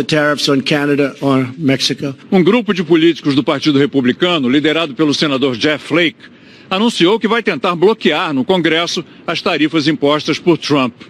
Elas beneficiam o setor da siderurgia, mas vão aumentar os preços para os consumidores e causar desemprego em outros setores. O presidente americano disse que as tarifas só entram em vigor daqui a 15 dias e que até qualquer crime que muito menos participou de uma organização criminosa. A defesa de João Vacari Neto afirmou que a acusação é totalmente improcedente e a defesa da ex-presidente Dilma Rousseff não quis comentar. A assessoria da senadora Gleisi Hoffmann, presidente do PT, afirmou que a denúncia não tem nem pé nem cabeça e que é fruto de delírio acusatório. A defesa de Paulo Bernardo disse que ainda está analisando a decisão e, por enquanto, não vai se manifestar. Nós não tivemos retorno das defesas de Guido Mantega e Antônio Palocci. Ana Luísa e Chico. Tá certo, Juliana. E olha, a gente tem acompanhado os desdobramentos depois que o presidente Michel Temer foi incluído em mais um inquérito que corre no Supremo. Dessa vez que investiga suposto pagamento de propina pela Odebrecht. Juliana, ontem o presidente enviou uma carta à Procuradora-Geral da República discordando dessa decisão. De novo, mais uma carta de desabafo do presidente, né? Ele usa esse recurso de carta, né, Ana Luísa? Temer recorreu de novo a esse expediente de mandar carta para se defender. No ano passado, ele mandou uma outra carta a deputados quando a Câmara iria votar pelo arquivamento da denúncia contra ele por obstrução à justiça e organização criminosa. Agora, nessa carta à procuradora Raquel Dodge, Temer incluiu pareceres contrários à inclusão do nome dele em inquérito. O presidente Michel Temer usou a carta para encaminhar à Procuradora-Geral da República, Raquel Dodge, alguns artigos jurídicos favoráveis à sua tese de defesa. A de que o presidente da República não pode ser investigado por atos estranhos à sua função até o final do mandato. A carta foi uma reação à inclusão do nome dele no inquérito da Odebrecht, que investiga o suposto pagamento de propina na Secretaria de Aviação Civil. Esse inquérito já investigava os atuais ministros de Temer, Eliseu Padilha e Moreira Franco. Os dois são do MDB e comandaram a pasta entre 2013 e 2015. O caso se refere a um jantar no Palácio do Jaburu em maio de 2014, em que teria sido acertado o repasse ilícito de 10 milhões de reais da Odebrecht para o MDB. O delator Cláudio Melo Filho, ex-executivo da Odebrecht, disse que participou do jantar com Eliseu Padilha, Marcelo Odebrecht e o então vice-presidente Michel Temer. Temer admitiu que houve o jantar, mas sempre negou que tenham falado de valores. O pedido da Procuradora-Geral para incluir Temer nas investigações foi acolhido pelo ministro Edson Fachin, relator no Supremo, com o argumento de que o presidente não pode ser denunciado por crimes supostamente cometidos antes do mandato, mas não há impedimento algum para que seja investigado. Temer se irritou com a inclusão de seu nome no inquérito da Odebrecht. Este é o segundo inquérito em andamento contra ele, já que também é investigado naquele inquérito dos portos. Embora tenha dito que não irá confrontar a decisão do ministro Fachin, a defesa do presidente da Coreia do Norte. A notícia foi dada em Washington pelo representante sul-coreano nas negociações com os norte-coreanos. Ele foi até a Casa Branca levar a mensagem do ditador norte-coreano Kim Jong-un a Trump. Ele disse a jornalistas que Kim Jong-un está comprometido com o fim do programa nuclear da Coreia do Norte.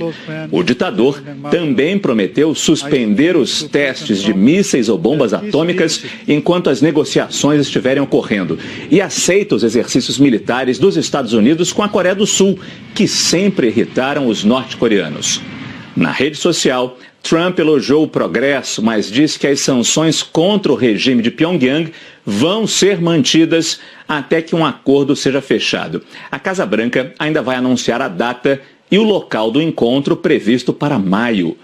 O presidente sul-coreano disse que essa notícia chega como um milagre. Moon Jae-in já tem encontro marcado com Kim Jong-un em abril. A China elogiou o progresso, pediu coragem política e disse que a Península Coreana está na direção correta. O Japão não esperava que os Estados Unidos fossem aceitar a reunião de forma tão fácil assim, já que não se sabe o que a Coreia do Norte pode oferecer ou pedir para destruir suas armas nucleares. O primeiro-ministro japonês, Shinzo Abe, viaja para os Estados Unidos em abril. A ideia é acertar exatamente o que vai ser discutido nesse encontro. Outras tentativas de desarmar a Coreia do Norte fracassaram porque o país não aceitou a presença de inspetores internacionais nas suas instalações nucleares. Só mesmo a partir desse encontro de maio, a gente vai saber como a história vai continuar. Chico e Ana Luísa. Que continue assim como está começando, né? Com esperanças, com alívio para todo mundo. Obrigado, Márcio. Falando do Brasil, peritos da Aeronáutica recolhem agora de manhã os destroços do helicóptero que caiu ontem em Joinville, Santa Catarina.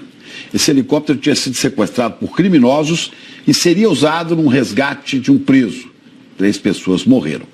Por muito pouco, o helicóptero não atingiu as casas. Eu fiquei desesperada porque eu achei que ia cair em cima de casa, tem neném pequeno, tem tudo, né? Os moradores usaram extintores para combater o fogo e tentar resgatar os ocupantes. 4 pessoas estavam a bordo, só uma sobreviveu. Nessa imagem dá para ver o momento em que Daniel da Silva, de 18 anos, foi retirado do meio das chamas. Segundo a PM, ele tem passagem por tráfico. No local morreram o piloto Antônio Mário Franco Aguiar, o copiloto Bruno Siqueira e mais um passageiro que ainda não foi identificado. De acordo com a Polícia Civil, o helicóptero foi sequestrado na cidade de Penha, norte de Santa Catarina, onde era usado para voos panorâmicos. Ele pertencia à Avalon Táxi Aéreo, de Curitiba. Por telefone, o diretor da empresa confirmou... A insulina análoga para o tratamento de um neto está sem o medicamento desde setembro. É uma insulina mais moderna, destinada a pacientes portadores de diabetes tipo 1. Custa muito caro. R$300. R$300 e dura quanto tempo? Um mês. Um mês. Um mês a caixinha, né? Então outro mês de novo, outro mês, então não dá. Eles dizem que não tem previsão porque eles fizeram... Primeiro foi licitação. Agora eles estão esperando porque eles fizeram compra e já não chega, não sei. Assim como outros diabéticos, o neto da Dona Rosa só conquistou o direito de receber essa insulina mais cara, pelo SUS, gratuitamente, a partir de uma decisão judicial. Desde o ano passado, o Ministério da Saúde anuncia um grande investimento com verba já liberada para estender esse benefício a pelo menos 100 mil crianças e também a adultos que tenham recomendação médica. Mas o processo para isso não tem sido dos mais rápidos. No primeiro anúncio, em fevereiro de 2017, o medicamento estaria disponível no segundo semestre. Em outubro, o prazo foi alongado para este ano. O ministro da Saúde informa que a data para a compra do material está marcada. Dia 19 teremos a abertura do pregão, 150 milhões de reais praticamente para 8 milhões de canetas de insulina ultra rápida. Esse é o avanço fundamental para o SUS, que, como você disse, antes só pessoas conseguiam via judicial o acesso desse medicamento. Quem conhece a importância do medicamento espera ansiosamente. É uma melhoria que nós ansiamos por ela há muito tempo e a sociedade, de fato, brasileira de diabetes, de fato, está comemorando, embora tardiamente, mas está comemorando a entrada dessa insulina na lista do SUS. A Secretaria de Saúde do Piauí diz que o fornecimento de insulina classificada como análoga deve ser regularizado até o próximo dia 15. A Prefeitura de Palmas prometeu disponibilizar medicamentos e insumos como fitas, agulhas e seringas já na semana que vem. A Secretaria Estadual de Saúde de São Paulo diz que a insulina Asparte, utilizada pelo neto da Dona Rosa, que mostramos na reportagem, já foi adquirida e que será entregue o quanto antes. Chico, Ana Luísa. Pois é, Rodrigo, insulina é um remédio de emergência, não pode faltar, né? É um negócio grave, depois de quase um ano de espera, né? E até agora, nada. Vamos falar com Alexandre Garcia, em Brasília, justamente um remédio, né, que tem ação rápida e pode melhorar a qualidade de vida dos pacientes, né, Alexandre? Bom dia. Bom dia, Chico. Bom dia, Ana. Pois é, aqui na capital do país, onde está o Ministério da Saúde, aliás, cheio de gente, também está faltando insulina de ação mais prolongada, a chamada glargina, né? É comum faltar remédio pelo país afora, como a gente viu aí, não só insulina, né? Com tanta gente no... A Isabela Camargo já está aqui para falar conosco dessa chuva, né, que está castigando o Rio, caindo forte na região sudeste e outras cidades também. Tem previsão de mais chuva para hoje, Isabela? Tem sim, Chico. Bom dia para você, Ana. Bom dia a todos. A previsão é que essa chuva em Macaé continue ao longo do dia. Se a gente pegar o acumulado, ou seja, o acumulado previsto para o fim do dia, vai ser um pouco menor do que choveu ontem. Mas como os rios já estão cheios, o solo já está encharcado, qualquer chuva agora pode provocar mais problemas e mais deslizamentos. Ainda sobre esses acumulados de ontem no Rio de Janeiro, veja, vários chamaram a nossa atenção, mas nenhum supera Macaé, 162 milímetros, e isso choveu então durante 24 horas. É praticamente a média do mês, tá? E aí, em Tocantins também choveu bastante, além do Rio de Janeiro, foram quase 50 milímetros de chuva em apenas uma hora em várias cidades. Aí parte da rodovia TO 080 foi embora com a correnteza. Dá uma olhada nessa imagem. O trecho fica entre Divinópolis e Marianópolis. E aqui as imagens satélite me ajudam a te mostrar o que está acontecendo. Todas essas manchas escuras são nuvens de chuva. Então, se você está aqui, olha, entre norte do Rio, Espírito Santo, Minas, região central, parte nordeste e norte, se já não está chovendo na sua cidade, já a chuva vai bater na sua janela. Essas áreas escuras são áreas de estabilidade, são nuvens de chuva e que podem, então, provocar aí temporais a qualquer momento. A gente tem previsão de uma chuva mais fraca, só lá para o sul, no noroeste gaúcho e no centro-oeste catarinense. Chuva só no período da manhã, depois do almoço não tem previsão mais de chuva, por conta dessa área de alta pressão aqui, que inibe a chegada de um ar mais úmido e mais quente. Paraná, São Paulo, hoje com mais áreas de sol, tá? E aí os temporais ficam então concentrados, vou repetir, Espírito Santo, norte do Rio, região dos Lagos, grande parte de Minas e sul da Bahia. Temporais com raios, então você precisa ficar atento para não se abrigar debaixo de árvores, tá certo? Tempo firme só aqui em parte do Rio Grande do Sul, leste de Santa Catarina, entre Alagoas e Rio Grande do Norte e em Roraima. As temperaturas ficam assim, como em São Paulo a gente vai ter um pouquinho mais de sol, a gente vai ter um pouquinho mais de calor do que ontem, 27 graus. 35 em Cuiabá, 31 em Palmas, e no Rio de Janeiro, Chico e Ana Luísa, 29 graus, um pouquinho mais do que foi registrado ontem. O Rio de Janeiro é sempre tão quente que a gente já fala 30, né, Isabela? Desculpa. Agora conta pra gente essa chuva toda Brasil afora. Hoje é sexta-feira, como é que fica o fim de semana? Então, Ana, penúltimo final de semana do verão, né? A chuva vai continuar em Minas, Espírito Santo. No Rio de Janeiro, a chuva volta a ganhar força, inclusive aí na região metropolitana. Dá uma olhada aqui nos detalhes do mapa. Azul é chuva, azul escuro, chuva mais volumosa. A gente vê, então, mais chuva para o Rio de Janeiro, Espírito Santo, Goiás, Minas. Pouca chuva ainda no Rio Grande do Sul, Santa aqui. A chuva, ou seja, já revela. Você vê que a gente tem volumes um pouquinho mais consideráveis no Vale do Paraíba, em algumas cidades aqui do interior e também lá do norte. Na capital paulista, olha, a gente está aqui na área sem azul, que significa nada de chuva, tá certo? No final de semana, a tendência é que nós teremos mais horas de sol, menos nuvens, porém, conforme essa temperatura vai se aproximando dos 30 graus, as pancadas no fim da tarde podem acontecer em toda a região metropolitana. Essa condição vale para todo o estado. Então, as áreas de instabilidade, elas vão ficar um pouco mais longe, mas por conta da umidade perto da gente e do calor, vem as pancadas de chuva. De acordo com o nosso meteorologista, na segunda-feira o tempo fica firme, o ar seco volta a tomar conta da cidade e a gente não tem previsão de pancadas de chuva. Tá bom, respirar o ar úmido aí no final de semana. Agora é muito curioso a gente perceber essa diferença, então, das temperaturas. Ontem realmente tivemos uma grande diferença, olha só, quase 7 graus aí, né, se a gente comparar com quarta-feira, mas hoje a gente já volta aí para os 27 graus. Valeu, Isa. É isso? Isso, com sol, chuva, bom final de semana. Valeu para você também, obrigado, viu? O Ministério Público do Estado entrou com uma ação de improbidade administrativa contra o governador do Rio, Estado do Rio a gente está falando, Luiz Fernando Pezão, do MDB, pela não aplicação do percentual mínimo de recursos para a saúde. A Constituição obriga os estados a aplicar no mínimo 12% dos recursos na saúde. Até isso aconteceu no Rio. Só que em 2016, o governo do Rio gastou só 10,42%. Os promotores afirmam que Luiz Fernando Pezão reconheceu que o índice constitucional não foi atingido por causa da crise financeira. Mas o Ministério Público diz que se houver queda na arrecadação, os recursos podem até diminuir, mas o índice mínimo de 12% não pode ser alterado. Uma lógica meio que simples aí, né? Os promotores pedem que o governador perca o cargo e que os direitos políticos dele sejam suspensos por 8 anos. Em nota, o governo do Rio alegou que houve decisões, bloqueios judiciais nas contas aí do Estado em 2016 e que a Assembleia Legislativa aprovou a prestação de contas daquele ano. A Procuradoria-Geral do Estado recorreu contra a ação do Ministério Público no Supremo Tribunal Federal. 8h31, Glória. Rodrigo, vamos mostrar uma imagem de um acidente que aconteceu agora há pouco na marginal do Rio Pinheiros, mais um hoje, hein? Entre carro e moto novamente, no sentido de Interlagos.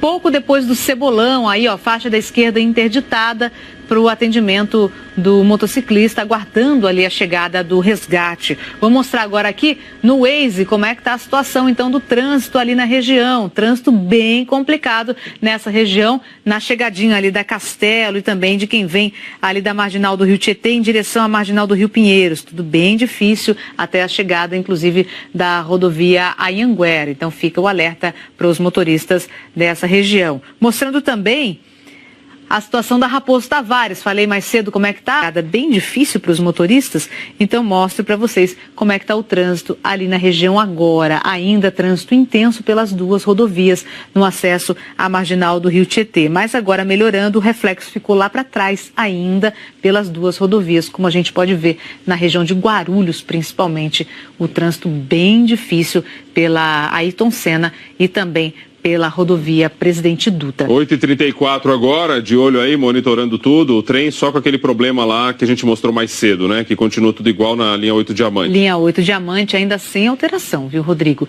Já que eu falei de Dutra e de Ayrton Senna, trazendo para vocês, para o transporte coletivo, quem vem pela Dutra e pela Ayrton Senna, a situação pior é para quem vem ali na região de Guarulhos pelo Trevo de Bom Sucesso. Ainda saidinha difícil no transporte por ônibus para os passageiros. Valeu, Glória. Obrigado. A gente vai para o intervalo. Já já vamos falar da reação dos países que exportam aço para os Estados Unidos diante da nova tarifa oficializada ontem pelo presidente americano Donald Trump. E outras notícias de São Paulo, 8h34.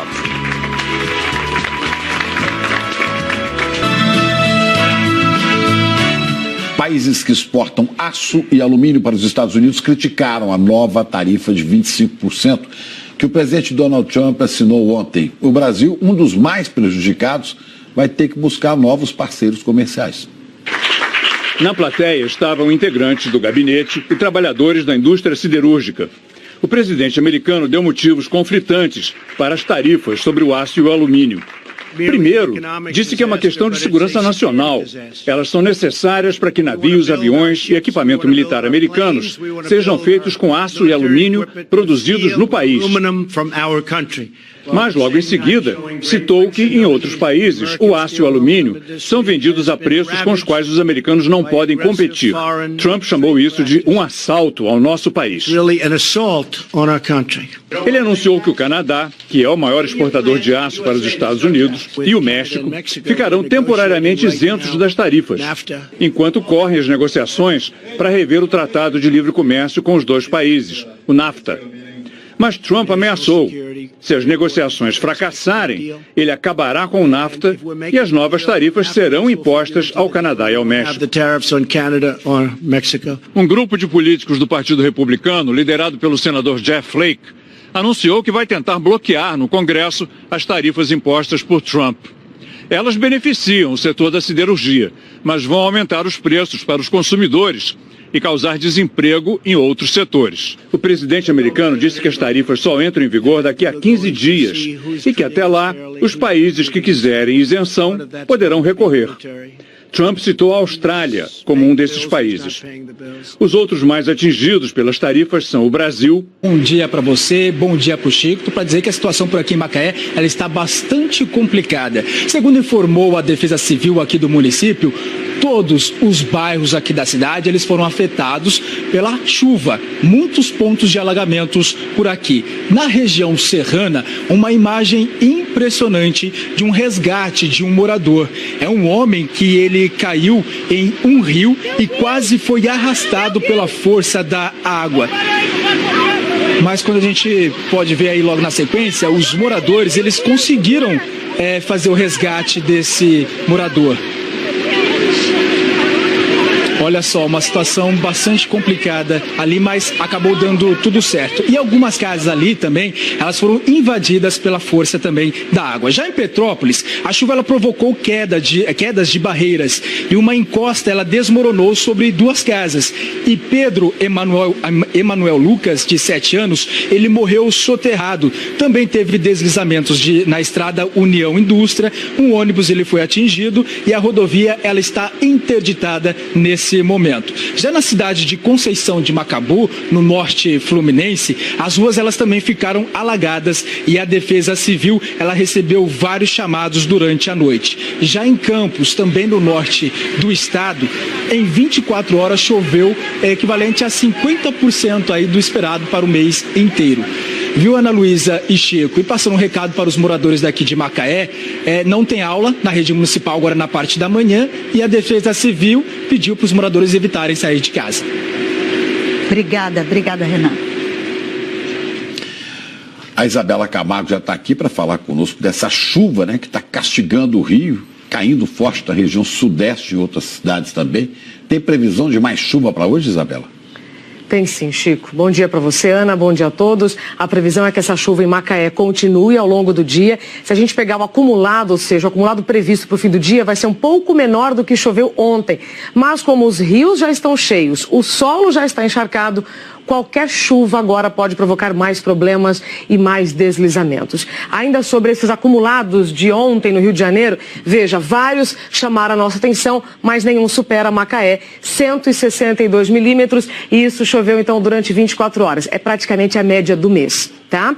E aí, em Tocantins, também choveu bastante, além do Rio de Janeiro, foram quase 50 milímetros de chuva em apenas uma hora em várias cidades. Aí parte da rodovia TO 080 foi embora com a correnteza. Dá uma olhada nessa imagem. O trecho fica entre Divinópolis e Marianópolis. E aqui as imagens satélite me ajudam a te mostrar o que está acontecendo. Todas essas manchas escuras são nuvens de chuva. Então, se você está aqui, olha, entre... Curiosidade, no ano passado, metade das pessoas que compraram pela internet não parcelou as compras aí, ó. E como a gente segue monitorando aqui em tempo real a região metropolitana de São Paulo, Laura Cassano está a bordo do Globocop e mostra um acidente em Mairiporã, é isso? Laura, bom dia. Bom dia, Rodrigo. Exatamente, um acidente grave, bem no limite entre Mairiporã e Franco da Rocha, 2 municípios vizinhos aqui a São Paulo. Um acidente entre um carro e um ônibus. O carro ficou completamente destruído, tem uma vítima, mas a gente ainda não tem informações sobre o estado de saúde dela.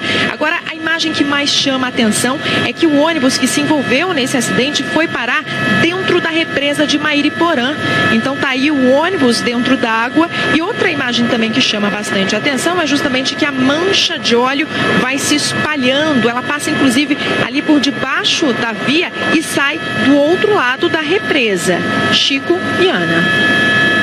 Obrigada. Impressionante o acidente. E daqui a pouco a nova carta de Temer. Dessa vez foi para a Procuradora-Geral da República.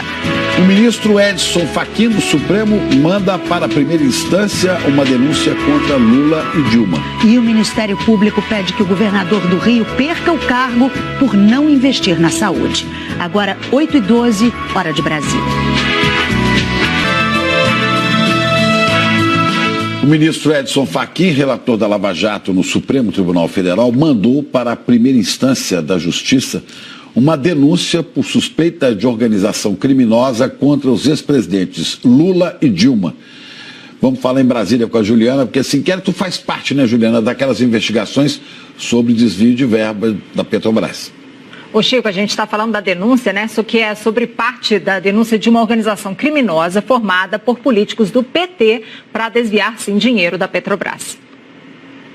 É o pedaço da denúncia que inclui 3 integrantes do partido sem foro privilegiado, como os ex-presidentes Lula e Dilma Rousseff, os ex-ministros Antônio Palocci e Guido Mantega e o ex-tesoureiro do PT, João Vacari Neto. Só ficam no STF os casos da senadora Gleisi Hoffmann, que tem foro privilegiado, e do marido dela, o ex-ministro Paulo Bernardo, porque Fachin entendeu que as condutas deles estão interligadas.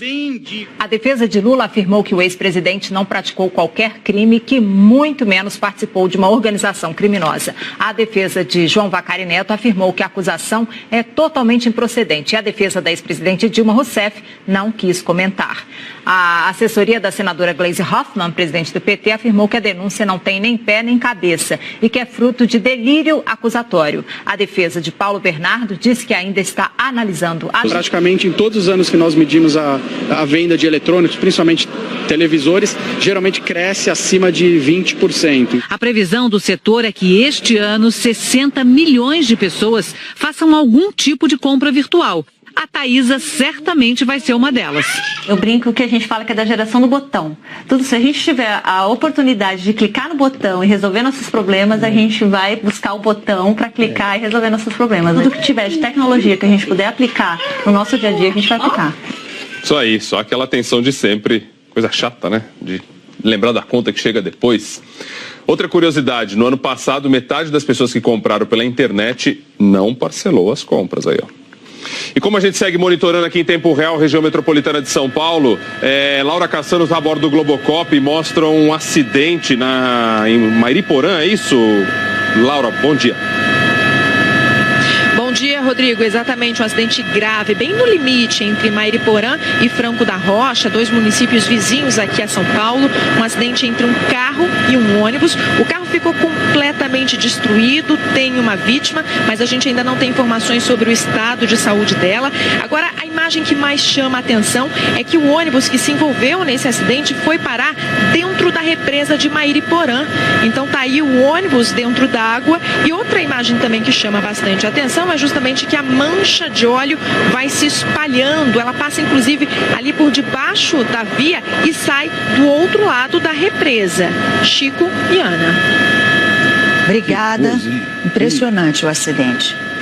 E daqui a pouco a nova carta de Temer. Dessa vez foi para a Procuradora-Geral da República. O ministro Edson Fachin do Supremo manda para a primeira instância uma denúncia contra Lula e Dilma. E o Ministério Público pede que o governador do Rio perca o cargo por não investir na saúde. Agora, 8h12, hora de Brasília. O ministro Edson Fachin, relator da Lava Jato no Supremo Tribunal Federal, mandou para a primeira instância da Justiça uma denúncia por suspeita de organização criminosa contra os ex-presidentes Lula e Dilma. Vamos falar em Brasília com a Juliana, porque esse inquérito faz parte, né, Juliana, daquelas investigações sobre desvio de verba da Petrobras. Ô Chico, a gente está falando da denúncia, né? Isso que é sobre parte da denúncia de uma organização criminosa formada por políticos do PT para desviar, sim, dinheiro da Petrobras. É o pedaço da denúncia que inclui 3 integrantes do partido sem foro privilegiado, como os ex-presidentes Lula e Dilma Rousseff, os ex-ministros Antônio Palocci e Guido Mantega e o ex-tesoureiro do PT, João Vacari Neto. Só ficam no STF os casos da senadora Gleisi Hoffmann. Sempre as suas manifestações, já que tenho absoluta certeza, são guiadas pela sua convicção jurídica. O ministro da Secretaria de Governo, Carlos Marum, também negou a intenção de pressionar a procuradora. Se vier a ser esse o entendimento de alguém, não foi a intenção do presidente Michel Temer. Nós pedimos uma declaração da procuradora-geral, Raquel Dodge, sobre a carta do presidente Temer, mas não obtivemos resposta. Sobre o inquérito que investiga suposto pagamento de propina da Odebrecht, o ministro da Casa Civil, Eliseu Padilha, diz que participou do jantar, mas que não solicitou nenhuma contribuição. Padilha disse ainda que o MDB recebeu doações legais da Odebrecht, informadas na prestação de contas do partido. Nós não conseguimos contato com o ministro da Secretaria-Geral da Presidência, Moreira Franco, que está em viagem ao exterior.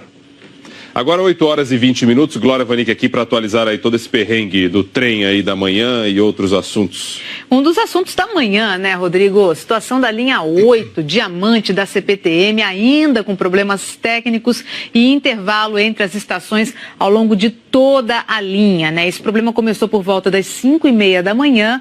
Os trens estão circulando por uma via só entre Antônio João e Jandira, mas o problema, a lentidão é em toda a linha. Olha as imagens que a gente tem aí, gravadas mais cedo pelo Globocop, das plataformas cheias. Tem a Operação Paese entre Jandira e Carapicuíba, mas a situação, apesar de o horário de pico ter passado, né, do horário mais crítico ter passado, a gente sabe que a situação é bem triste e bem difícil ainda para os passageiros. Então a gente vai atualizando aqui ao longo do Bom Dia Brasil. O pessoal trabalhando ali para tentar solucionar o problema. Trabalhando, mas até agora não conseguiram resolver não, viu? Até agora está difícil a situação. Tá bom.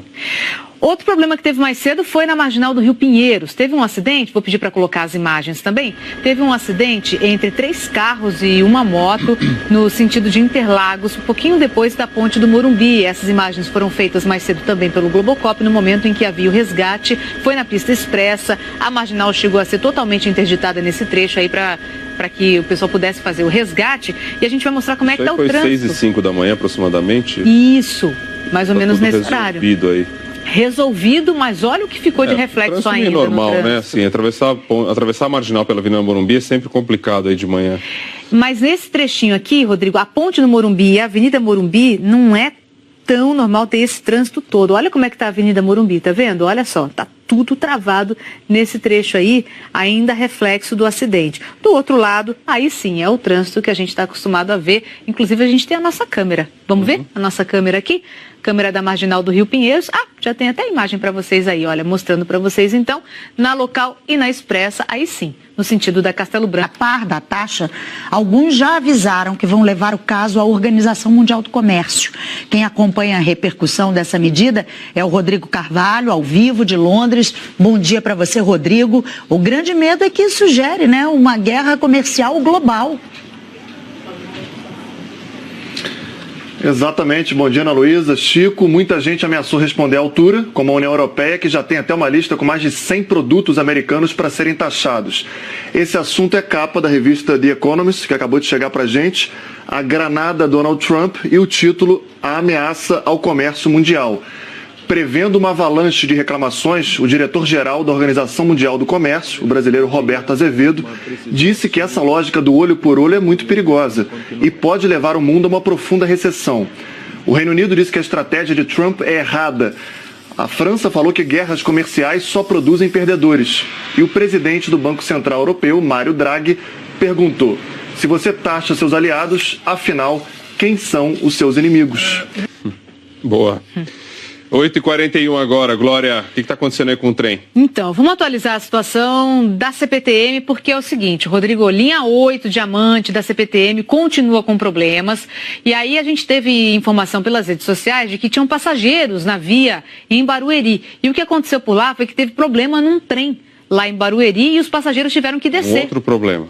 Um outro problema, foi a informação que a gente teve. Estou tentando contato com a CPTM, mas não consigo falar com os assessores, mas a informação que a gente teve foi essa. Teve um problema com um trem por lá e os passageiros tiveram que descer lá em Barueri. Na linha que já estava com problema. Na linha que já estava com problema. E aí ficou aquele monte de passageiro na linha do trem lá em Barueri. Então essa é a informação que a gente tem, mais um problema na linha 8, Diamante da CPTM. Pois é. Tá bom, Glória. Obrigado, viu? Tá. Valeu. A A gente volta a falar da Operação Lava Jato. A Polícia Federal está na rua cumprindo mandados de busca e apreensão no Paraná e em São Paulo. Ana Zimmermann, a gente viu mais cedo que um desses mandados está sendo cumprido na casa do ex-ministro Delfim Neto. Olá, um bom dia novamente. De acordo com o Ministério Público Federal, as investigações tiveram origem na colaboração de empresas que venceram a licitação para a construção da usina de Belo Monte. E um dos suspeitos de ter recebido propina por esse consórcio é o ex-ministro e ex-deputado Delfim Neto. Ele teria agido na estruturação desse consórcio de empresas e teria recebido 15 milhões de reais. O dinheiro foi pago para empresas de Delfim Neto mediante contratos fictícios de consultoria. Em 2016, Delfim Neto prestou um depoimento à Polícia Federal. Ele admitiu ter recebido 240 mil reais da Odebrecht, mas disse que prestou serviço de consultoria para a empresa. O restante da propina, de acordo com as investigações, foi dividida